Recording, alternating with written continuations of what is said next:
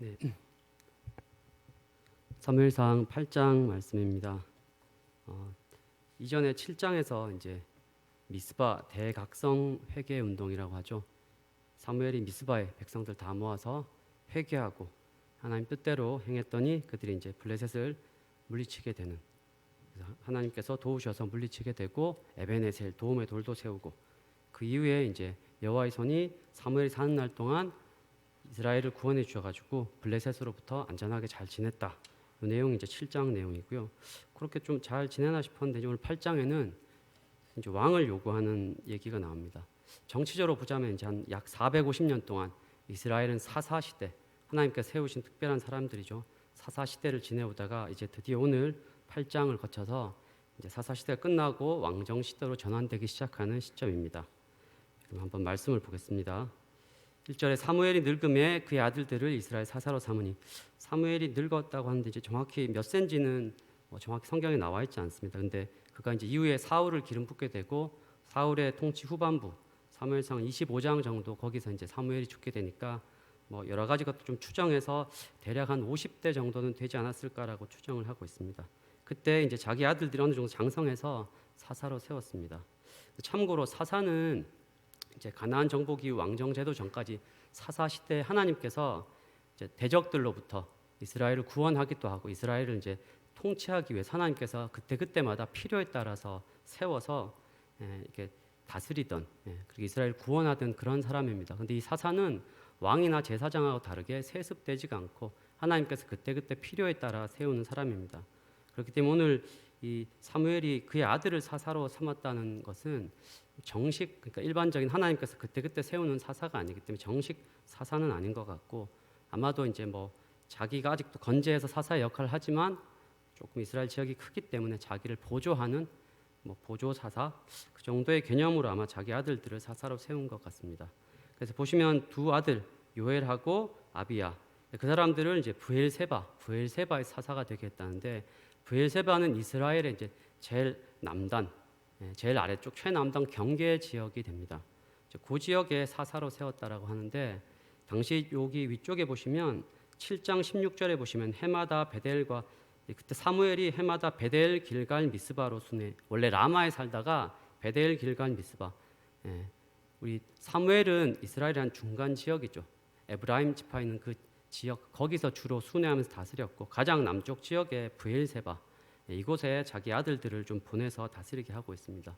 이곳은 이스라엘 최남단이기도 하지만 종교적으로 중요한 곳이기도 하고, 과거 이제 구약의 족장들, 하갈도 쫓겨나서 여기서 하나님의 은혜를 입었고, 그리고 아브라함과 이삭도 이곳에서 아비멜렉과 언약을 맺었던 유서 깊은 구약 족장들과 관련된 지역인데, 이곳이 또 경제적으로는 애굽과 교역을 하는 경제적인 요충지였기 때문에 중요한 지역이라서 아마 자기 아들들을 여기에 보내서 대신 대리 통치하도록 한 것 같습니다.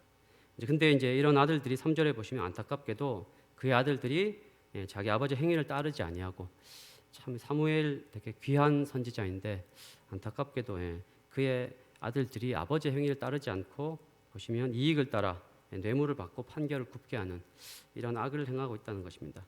엘리 아들들도 하나님을 모독하면서 악을 행했는데, 참 안타깝게도 사무엘의 아들들도 아버지의 행위를 본받지 않고 이런 악을 행하는 안타까운 상황이 재현되고 있습니다.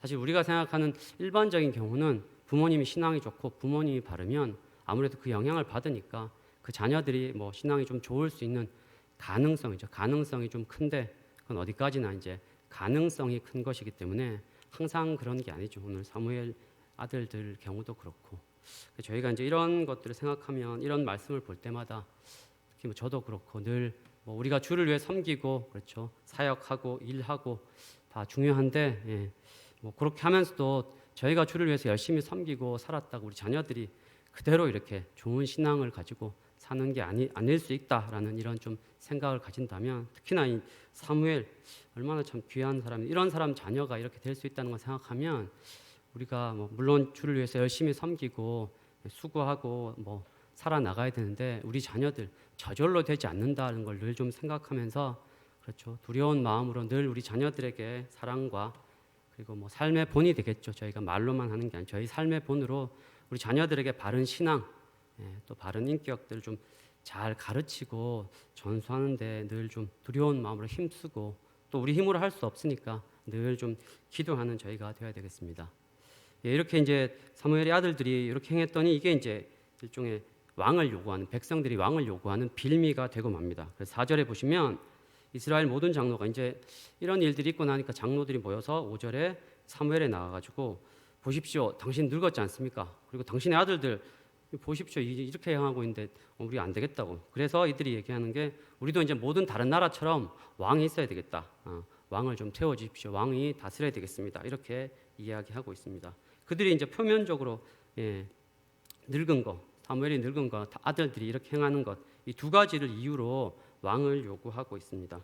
하지만 그들은 이제 보시면 결국 그들이 원하는 바는 이 두 가지가 표면적인 이유이지만 다른 나라들, 주변의 다른 나라들이 이미 다 왕정 체제, 중앙 집권적인 왕정 체제를 다 유지하고 있기 때문에 이들은 다른 나라들처럼 되고 싶어서 그렇게 하면 자기들도 이스라엘도 좀 강한 나라, 힘 있는 나라가 될 것 같다는 그런 사실 기대죠. 외세 압제에 대해서 효과적으로 대처할 수 있는 그런 나라가 될 것 같은 그 기대 때문에 이제 왕을 요구하고 있는데 그 빌미가 바로 이제 사무엘이 늙은 거, 그의 아들들이 바르게 행하지 못하는 것이 되고 있습니다.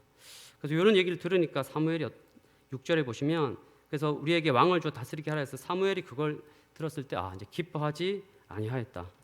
이제 기뻐하지 아니하였다는 이 의미가 성경에 정확히 딱 나와 있지 않지만 흐름상 그 뒤에 이어지는 하나님의 응답을 볼 때도 아마 사무엘이 이제 7장의 내용을 보시면 그때 이제 사무엘이 이스라엘 백성들을 기도해서 블레셋 다 막아줬고 우리 저기 위에도 보면 7장에서 보면 이스라엘이 하나님 여호와의 손이 사무엘이 사는 날 동안 이스라엘 보호해서 블레셋으로부터 안전했다라고 돼 있고 그가 또 보시면 아까 읽었던 16절 해마다 100길미라 여기 여러 군데를 돌아다니면서 가만히 쉬는 게 아니라 열심히 이스라엘 백성을 다스리고 통치하고 섬겼어요.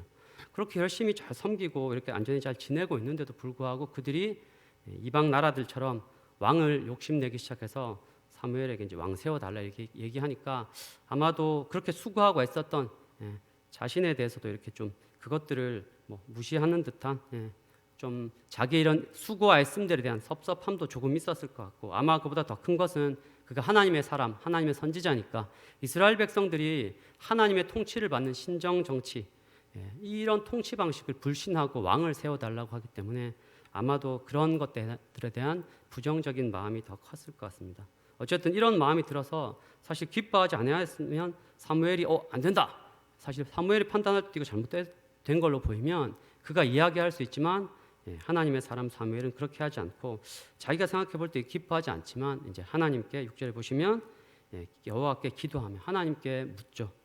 자기 생각에 이런 생각이 들더라도 답하거나 함부로 판단하지 않고 하나님의 뜻을 구하는 그런 겸손한 사람 사무엘입니다. 근데 이제 그랬더니 7절에 보시면 뜻밖에도 뭔가 하나님이 그거 잘못했어 하지 마 이런 응답이 오지 않을까 약간 기대했을지 모르겠는데 뜻밖에도 하나님께서 백성이 한 말 다 들으라. 그거 다 들어주라라고 하나님께서 들어주라라고 말씀하십니다. 근데 이제 그 뒤에 이어지는 말 보시면 이는 그들이 너를 버림이 아니다.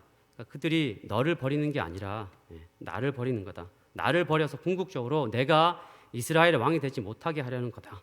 하나님께서 결국 이들은 이스라엘 백성들은 표면적인 이유로 사무엘이 늙었고 그의 아들도 이렇게 행하니까 그래서 우리 안 되겠다라고 얘기하지만 그건 표면적인 이유인 거고 궁극적으로 결국 하나님에 대한 불신이죠.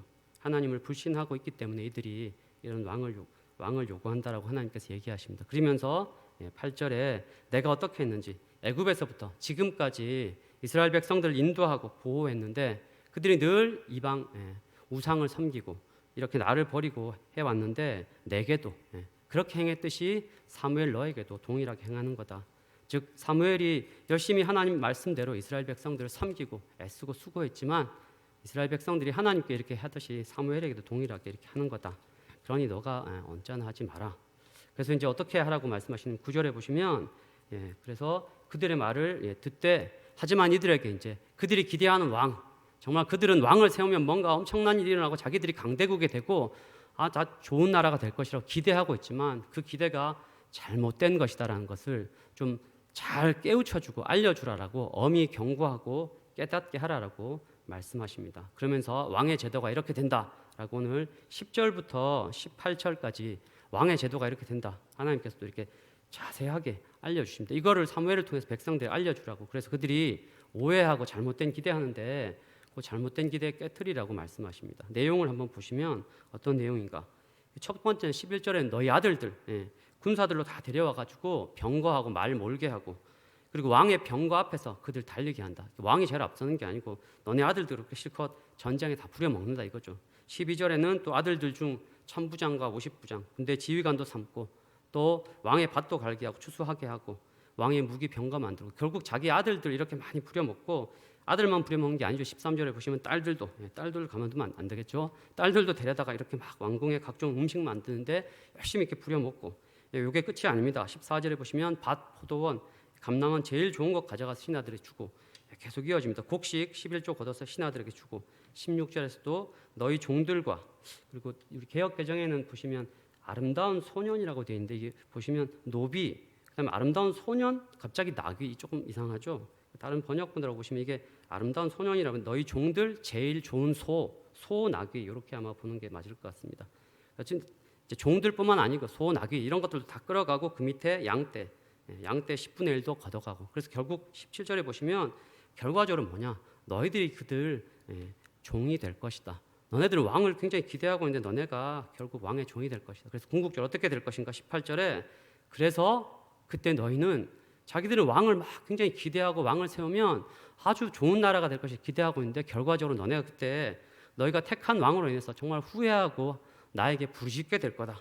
너네 기대하고 다르게 이런 일이 일어날 거다. 그러니까 그때 너네가 부르짖어도 응답하지 않을 거다. 그러니까 명심해라. 이렇게 이야기하고 있습니다. 이 종합해 보면 그들의 기대하고는 사실 사뭇 다르죠. 왕이 이렇게 자기들을 부려먹고 자기 아들, 딸들, 모든 소유들을 다 이렇게 착취해 간다. 이런 왕이다라고 이야기하십니다. 사실 이런 얘기를 들으면 큰일 날 뻔했다. 하나님 취소하겠습니다. 내지는 잘못했습니다. 이런 내용이 딱 이어질 거 살짝 기대하는데 전혀 그런 내용이 없습니다. 19절에 보시면 그런데 이제 이스라엘 백성들이 어떻게 되냐면 사무엘의 말 듣기를 거절하여 이런 사실 내용을 이야기하는데 사무엘이 이 말 듣기를 거절하고 있습니다. 왜 거절할까? 그 뒤에 내용을 한번 보시면 이르되 아내로 소이다 우리도 왕이 있어야 하니 왜 왕을 요구하느냐면 그들의 마음속에 있는 이 기대입니다. 20절 이게 이제 그들이 기대하는 왕이 어떠냐면 우리도 다른 나라들 같이 돼요. 우리의 왕이 우리를 다스리고 즉 왕이 자기들을 다스려주고 궁극적으로 원하는 게 왕이 자기들 앞에 나가서 전쟁 가운데 싸워가지고 결국 자기들을 보호해 줄 거다. 하나님이 아니라 자기들이 기대한 인간 왕이 자기들을 잘 다스리고 자기들을 앞서서 싸워주고 자기들을 보호해 줄 거다. 이제 그런 기대가 있다 보니 결국 자기들 마음에 이런 기대와 이런 확신이 있으니까 원하는 바가 있으니까 앞서 10절에서 18절까지 사무엘이 이렇게 이야기해도 이런 말이 전혀 귀에 들어오지 않죠. 보통 사람들이 어떤 막 기대하는 마음이 있고 소위 말하는 내가 좋게 보는 사람이 있다. 그러면 엄청 좋아 보여요. 근데 내가 이미 막 싫은 사람이 있으면 어떻게 해도 싫고 결국 그의 마음에 이런 원함이 있다 보니까 하나님이 아무리 이야기하셔도 이런 게 귀에 들어오지 않고 귀를 막는 것이죠. 결국 이제 이렇게 이스라엘 백성들이 이런 경고를 무시해서 요즘 또 우리 박철진 목사님 열왕기 말씀 전하시는데 이제 열왕기에서 계속 펼쳐집니다. 그 이후로 계속 그들이 고통당한 이 말씀이 실현되는 것들을 많이 경험하고 있습니다. 근데 이제 이렇게 이들이 요구하고 계속해서 하나님께서 경고하셔도 전혀 듣지 않고 이렇게 요구하고 있습니다. 근데 좀 아이러니한 것, 아까 방금 읽었지만 20절에 이들이 이걸 기대하는데 앞서 우리 11절 보시면 하나님께서 경고하신 것은 이들이 기대하는 왕과 정반대예요. 11절에 보시면 다스릴 왕은 결국 이들은 자기들이 왕이 자기들 앞서서 먼저 막 선봉해서 자기들 지켜줄 것을 생각하는데 하나님께서 경고하신 건 그게 아니야. 왕은 너네 아들들 다 이게 앞에 세워가지고 걔네들을 이용해서 전쟁하는 그럴 거야라고 경고하는데 이제 전혀 그런 말을 듣지 않는 것이 이게 되게 아이러니한 것이죠. 어쨌든 그들이 기대하는 그들이 또 원하는 그 왕을 계속 세워주기를 원하시고 사무엘이 이제 이 말을 다 듣고 하나님께 아뢰니까 하나님께서 22절에 보시면 결국 그들의 말을 들어 왕을 세워주라. 궁극적으로 하나님께서 그렇게 하라고 허락하십니다. 그래서 백성들이 이제 아마 사무엘이 이야기했을 것이고 다 돌아가게 되었습니다. 이제 오늘 본문 내용이 이렇게 되는데 이 말씀을 좀 다 들으면 이 왕정제도 이거 잘못된 거 아닌가? 근데 하나님이 또 왜 이렇게 틀어주시지? 이런 의문이 들 수 있을 것 같습니다. 왕 제도 이거 잘못된 거 아닙니까? 하나님 왕인데. 근데 이제 왕의 제도 자체가 그럼 정말 잘못된 것이냐? 결론부터 얘기 드리면 이제 그건 아닙니다. 이제 만일 왕정 제도 자체가 정말 잘못된 것인데 하나님께서 이제 이 계획하시도 않으신 거고 잘못된 건데 이스라엘 백성들이 이렇게 요구하니까 이걸 어쩔 수 없이 하나님께서 이렇게 들어주신 거라면 전능하신 하나님, 그분의 속성과도 맞지 않습니다. 하나님께서는 모든 것을 계획하시고 그분의 뜻대로 이끌어 가시는데 마치 우리가 뭐 힘없는 좀 부모들이 자녀가 아닌 거 가지고 계속 떼쓰니까 그렇게 하면서 이렇게 그렇게 하시는 분이 아니라는 것입니다. 이 왕의 제도, 왕정 제도는 하나님께서 이미 계획하신 것이고 또 사람들이 이것들을 요구할 것이라는 것도 하나님께서 미리 알고 계셨습니다. 그래서 이것에 대해서 이미 하나님께서 언젠가 허락하시고 만들어 가실 것을 계획하셔서 이제 그것을 허락하신 것입니다. 어떻게 알 수 있죠? 이제 우리 신명기 17장 14절에서 15절 한번 찾아볼까요? 신명기 17장 14절에서 15절.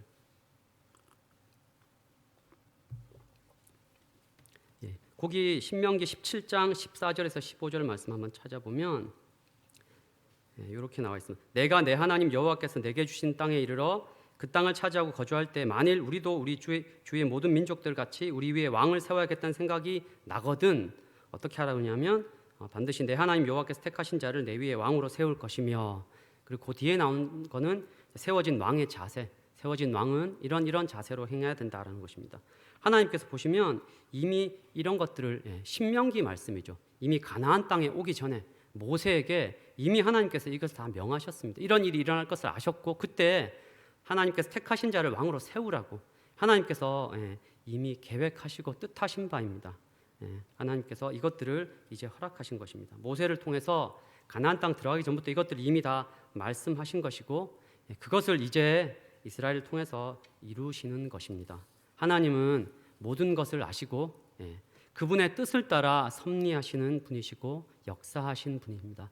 우리가 흔히 얘기하는 전지전능하신 분, 우리 하나님은 그런 분이시다는 것을 우리가 다시 한번 좀 확신하고 그것을 믿어야 되겠습니다.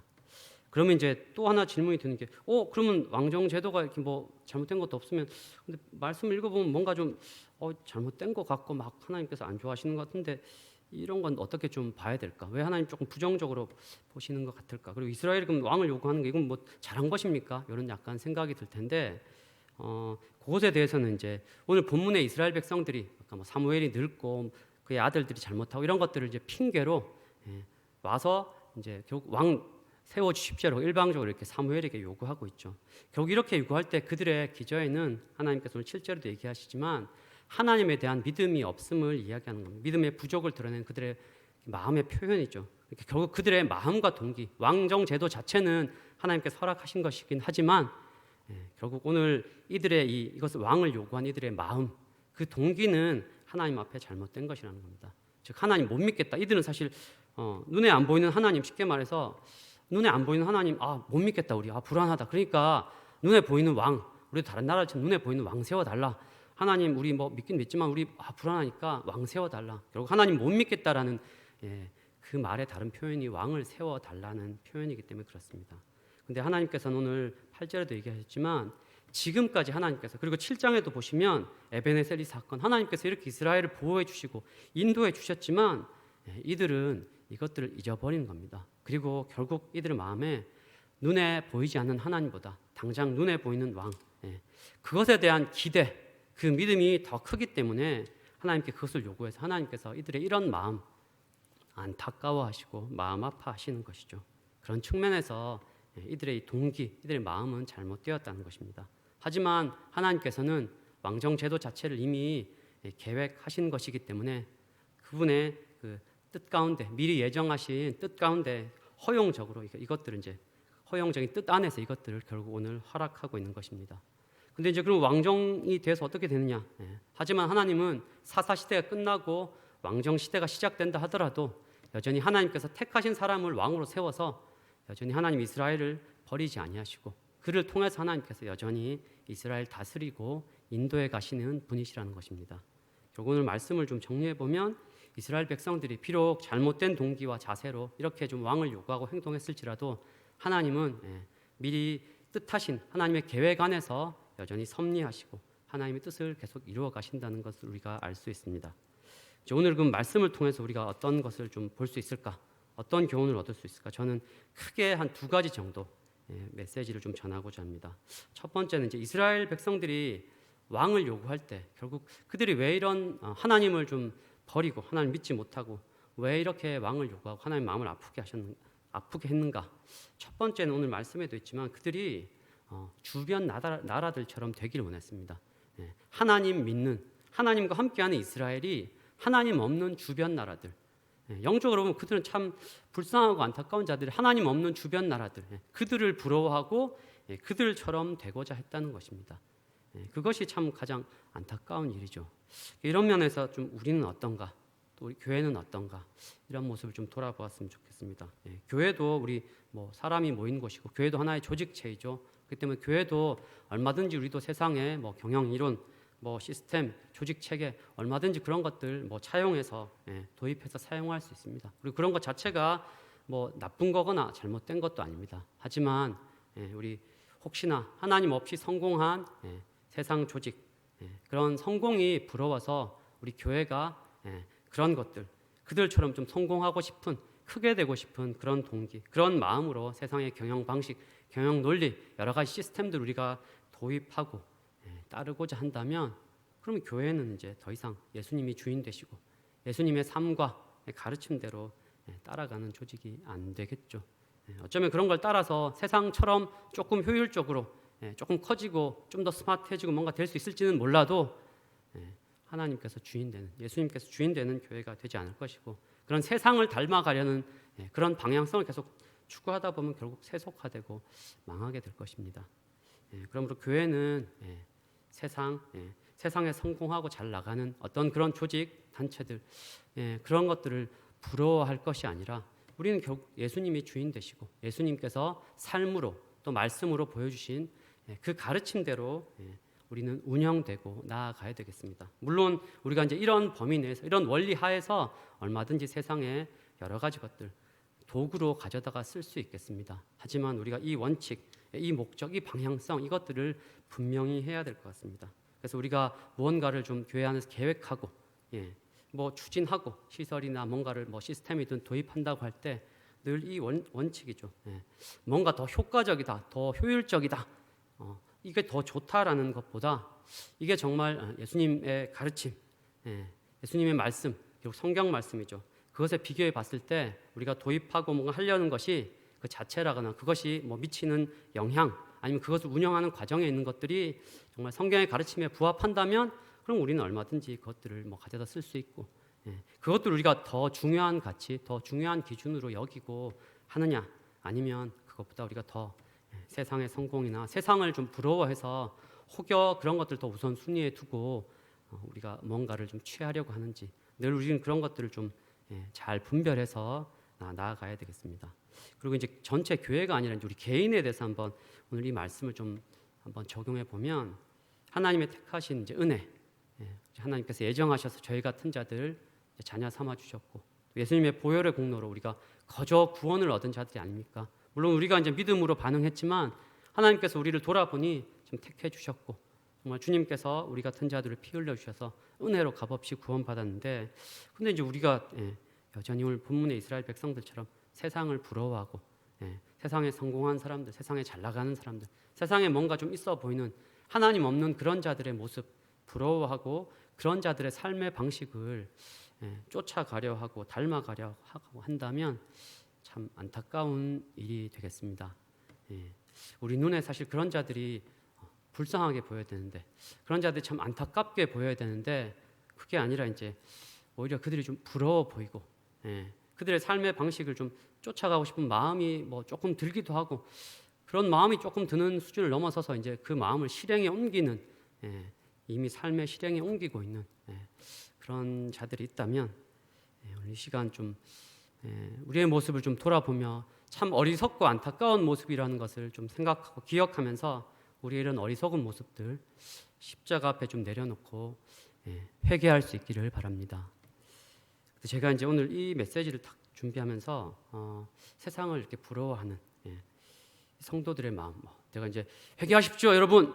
그 마음 돌이켜야 됩니다. 제가 큰 소리 이렇게 해서 여러분 이렇게 그렇게 얘기한다고 이게 확 될까? 보통 원하는 마음, 사실 사람이 뭔가를 막 원하는 마음은 제가 그 마음 가지면 안 됩니다. 이렇게 큰 소리 친다고 그 마음이 갑자기 확 돌이켜질까? 제가 이제 그런 고민을 좀 하면서 제가 지적하고 회개를 촉구한다고 물론 당연히 이제 지적해야 되고 하나님 말씀대로 이야기해야 되겠지만 돌이켜질까? 제가 사실 한번 질문을 한번 해봤는데 답이 아닌 것 같다는 생각이 들었어요. 그러면 이제 이런 세상을 부러워하는 여러 마음들이 들어서 마음이 거기 뺏겨 있는 성도들, 거기를 부러워하고 막 그런 삶의 방식들을 쫓아가려고 하는 성도들, 그들의 마음 어떻게 참 돌이켜질 수 있을까? 제가 좀 고민을 해봤는데, 제가 스스로 좀 내린 정답 뭐냐면, 성도들이 소위 은혜를 경험하는 것이죠. 그리고 성도들이 신앙의 맛을 제대로 보는 것이고, 그런 성도들이 이제 신앙의 공동체에서 천국의 맛을 제대로 경험하는 것. 그러고 나면 아마 이 맛을 알고 이 경험을 하고 나면 이제 이들이 맛을 봤기 때문에 별로 세상에 그런 것들을 일단 부러운 마음이 안 들 것 같고, 그것보다 나는 여기서 참 더 기쁘고 평안하고 즐거운 것을 맛봤기 때문에 조금 들 수 있겠지만, 살짝 그럴 수 있겠지만 그런 마음이 들지 않을 수 있겠다. 이제 이런 생각이 제가 좀 들고 나니까 제가 사실 이게 막 원래 회개합시다 이렇게 하기도 하다가 제가 사실 좀 많이 반성이 됐으니까 나름 교육자로 섬기고 제가 하고 있는데 민전도사가 이제 청년부 저는 담당하고 있는데 우리 청년부들 중에 혹시 이런 막 세상을 부러워하는 형제들이 많이 있는데 내가 막 이렇게 어떤 자세를 가져야 될까? 하나님께서 제게 막 오히려 이렇게 얘기하시는 것 같더라고요. 민전도사가 청년부들 정말 신앙의 맛을 경험케 해주고 정말 천국을 경험하게 해준 그런 청년부가 되면, 그렇게 해서 그들이 막 은혜를 경험하고 여기서 천국을 경험한다면 그럼 세상 별로 부러워하지 않을 텐데, 내가 이런 경험을 제가 다 시켜줄 수 있는 건 아니지만 그렇게 되도록 정말 더 힘쓰고 더 그렇게 된다면 좋을 텐데 제가 이래라 저래라 그러고만 혹시 있지 않은가 하는 그런 생각이 참 갑자기 좀 불현듯 들면서 많이 스스로 좀 반성이 되기도 하고 참 그렇게 되었으면 좋겠다는 안타까운 마음도 좀 많이 들었습니다. 그래서 저는 이제 적용을 하면서 우리 성도님들, 저를 비롯해서 교회 내 모든 직분 맡고 있는 우리 직분자들, 우리 주내 교회가 정말 신앙의 맛이 세상이 부러워하지 않을 만큼 우리 신앙의 맛, 또 천국의 맛을 제대로 경험케 해주는 그런 교회가 돼서, 혹시 좀 지금 세상을 부러워하는 또 그런 마음 가운데 있는 자들, 또 이미 그렇게 행동에 옮기고 있는 성도님들이 우리 이런 직분자들이 정말 아주 잘 쓰임 받고 잘 사용돼도 여러분들이 열심히 기도하고 열심히 좀 도와주셔서 우리를 통해 주은의 교회가 정말 신앙의 맛, 정말 천국의 맛을 정말 보여주고 누리게 할 수 있는 교회가 되어서 그런 분들이 변화되고 이 안에서 정말 간증하고 이 안에서 참 더 이상 그런 것들을 부러워하지 않는 자들로 계속 바뀌어 나가는 그런 우리 주은의 교회가 참 되기를 간절히 소망합니다.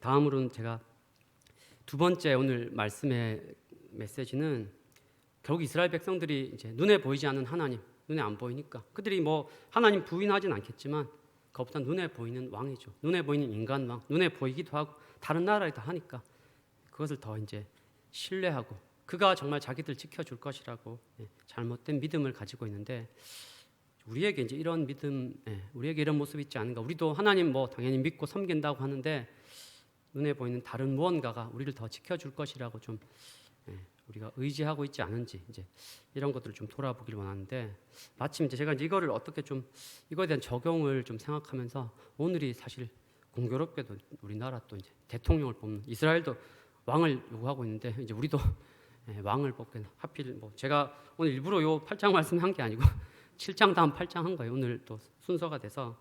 그래서 좀 대통령 선거 또 이런 중요한 나라의 지도자를 뽑는 이런 일에 이제 우리의 자세, 대통령 선거 결과에 대한 좀 성도의 자세, 그거에다가 제가 이제 이 말씀을 한번 좀 적용해 보려고 합니다. 나라의 지도자, 물론 크죠. 큰 영향력 있는 자이지만 사실 오늘날의 대통령은 이 당시의 왕보다는 여러분 알다시피 왕이 아니기 때문에 왕은 옛날에 마음대로 하는 훨씬 더 막강한 권력을 가지고 있지만 오늘 대통령은 그 정도의 권력은 아닙니다. 영향력도 작기도 하고, 그리고 알다시피 이제 우리는 하나님이 궁극적 왕 되신다, 하나님이 우리를 지켜주신다는 걸 믿는 성도들입니다. 근데 우리가 이제 뭐 이런 하나님께서 지켜주시기 때문에 대통령을 하나님께서 사용하셔서 이 나라를 보호하기도 하시고 강하게도 하시고 약하게도 하신다. 우리가 이제 그것을 믿는 성도들이죠. 근데 우리가 이제 이런 것들을 믿는다면 우리 성도들의 좀 선거를 대하는 지도자를 뽑는 또 선거 이후에 우리가 좀 어떻게 해야 될까? 특별히 좀 한국교회 성도들 이 선거 결과 또 선거로 인해서 특히나 성도들 간에 하나님을 왕으로 섬긴다고 하는 성도들이 뭐 이런 대통령 이것에 대한 뭐 의견 차이 있을 수 있죠. 나름 가치 판단들이 다르니까 그런 것들로 좀 다투고 큰 갈등이 교회 내에 있다면 참 이게 정말 하나님을 왕으로 섬기는 게 맞는가? 물론 불신자들은 얼마든지 그럴 수 있어요. 그들이 그럴 수 있지만 우리 교회 내에 정말 하나님을 왕으로 섬긴다고 말은 그렇게 실컷 했는데 인간 대통령, 하나님 아래에 있는 인간 대통령이고 옛날 왕과 같이 그런 막강한 권력도 아닌 대통령 이로 인해서 우리가 막 갈등하고 교회 안에 굉장히 나뉘어지는 이런 일들이 있다면 우리 말은 하나님이 정말 우리를 다스리십니다. 하나님 왕입니다. 말은 그렇게 해놓고 우리의 삶, 실제 우리의 말과 행동은 정말 한 하나님을 섬기는 성도로서 하나님 마음을 참 안타깝게 하는 것이 될 수 있겠죠.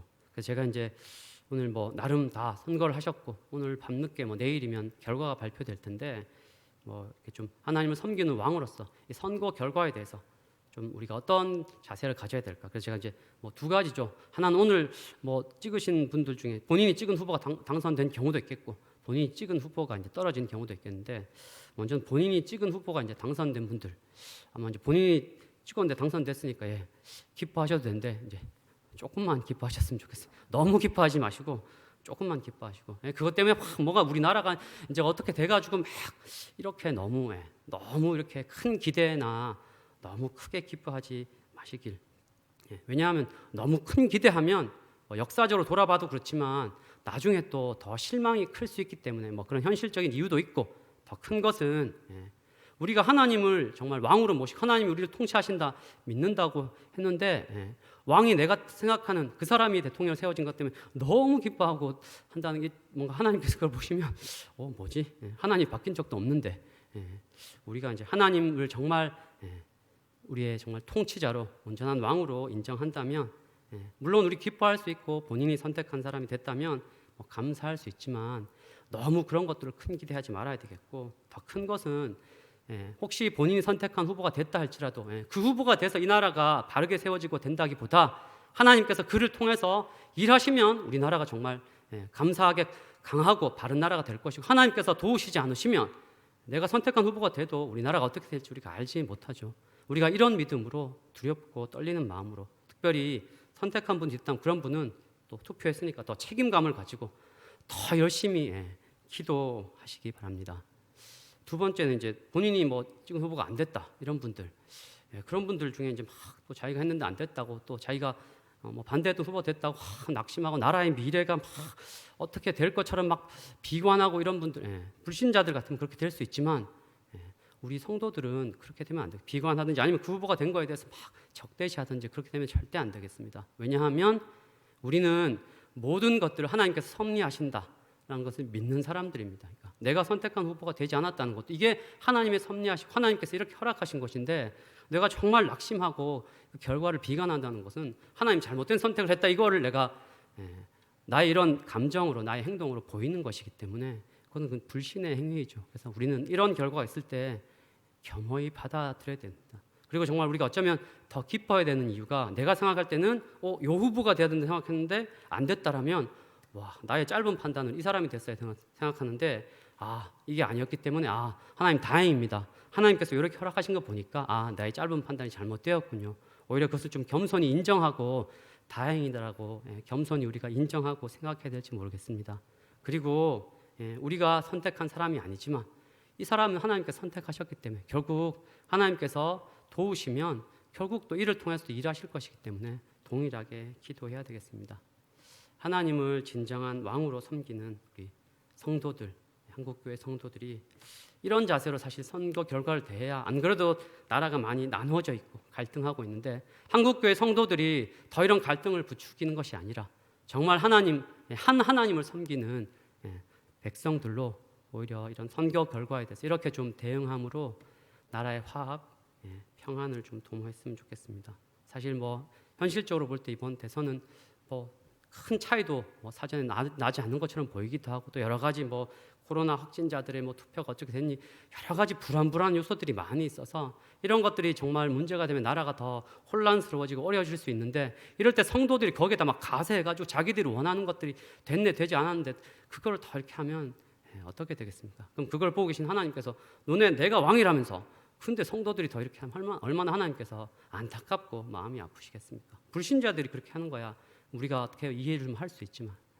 결국 오늘 이 말씀, 참 하나님, 하나님께서 우리의 통치자이심을 인정하는 우리 성도들, 우리 한국교회 성도들, 또 우리 주은혜교회 성도님들, 오늘 뭐 어떤 결과가 되든 선거위 어떤 상황이 되든지 간에 우리는 늘 겸허히 모든 결과를 하나님께서 허락하셨다고 받아들이고, 무엇보다도 좀 하나님의 섭리, 내가 생각하는 사람, 내가 생각하는 결과보다 하나님의 섭리를 겸허히 더 크게 받아들이고 나라가 좀 화합되고 안정될 수 있도록 거기에 힘쓰고 함께 보탬이 되는 그런 우리 주은혜교회 성도들, 우리 한국교회 성도들 되기를 주님의 이름으로 권면합니다.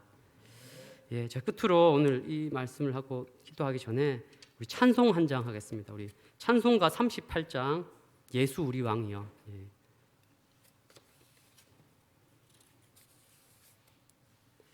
찬양하심으로 정말 우리가 주님을 우리 왕으로 모시는 그 마음으로 우리의 믿음을 되돌아보며 한번 찬송하겠습니다. 예수 우리 왕이여 이곳에 오셔서 우리가 왕께 드리는 영광을 받아 주소서. 우리는 주님의 백성, 주님은 우리 왕이라. 왕이신 예수님 오셔서 좌정하사 다스리소서. 예수 우리 주시여, 예수 우리 주시여 이곳에 오셔서 우리가 주께 드리는 찬양을 받아 주소서. 우리는 주님의 종들, 주님은 우리 주시라. 주 되신 예수님 오셔서 이 찬양을 받아 주소서.